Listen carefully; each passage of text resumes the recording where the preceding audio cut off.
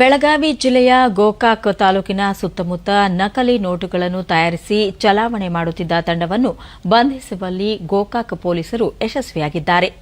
5 ಜನರನ್ನು ಬಂಧಿಸಿರುವ ಪೊಲೀಸರು ಆರೋಪಿಗಳಿಂದ ಮೊಬೈಲ್, ನಕಲಿ ನೋಟುಗಳು ಸೇರಿದಂತೆ ಕೃತ್ಯಕ್ಕೆ ಬಳಸಲಾಗಿದ್ದ ಕೆಲ ಸಾಮಗ್ರಿಗಳನ್ನು ವಶಪಡಿಸಿಕೊಂಡಿದ್ದಾರೆ.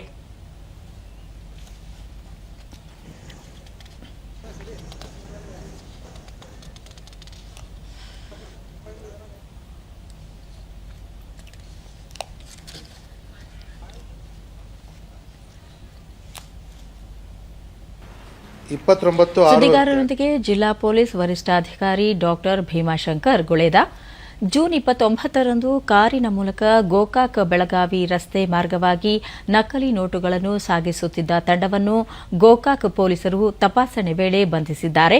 ಆರೋಪಿಗಳ ಬಳಿ ₹500 ಮುಖಬೆಲೆಯ 6,792 ನಕಲಿ ನೋಟುಗಳು ಸೇರಿದಂತೆ ₹100 ನಕಲಿ ನೋಟುಗಳು ಪತ್ತೆಯಾಗಿದ್ದು ಹೆಚ್ಚಿನ ತನಿಖೆ ನಡೆಸಲಾಗುತ್ತಿದೆ ಎಂದು ಮಾಹಿತಿ ನೀಡಿದರು.